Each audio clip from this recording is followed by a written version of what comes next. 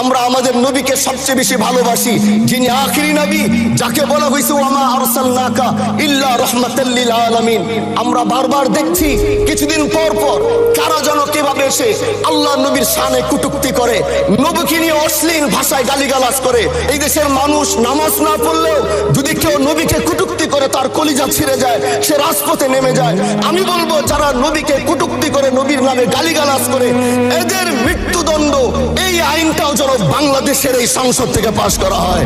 মাননীয় স্পিকার, এলাকায় বলেছিলাম যে আমরা ন্যায়ের পক্ষে কথা বলবো, ইনসাফের পক্ষে কথা বলবো।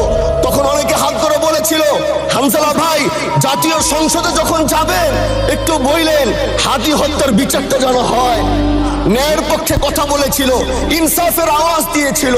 আমাদের মতোই যুবক মাননীয় স্পিকার, তিনি এই যে স্বপ্ন বলেছিল এক সুন্দর বাংলাদেশ করবার, রাস্তার ভিতরে সেই স্বপ্ন থামিয়ে দেওয়া হয়েছে। এই বিচার যদি না হয় তাহলে আমাদের মতো হামজালাদের নিরাপত্তাও রাস্তায় কেউ দিতে পারবে না মাননীয় স্পিকার। এই জন্য আপনার মাধ্যমে আমি বলতে চাই, হাদি হত্যার বিচার যেন সুনিশ্চিত করা হয়।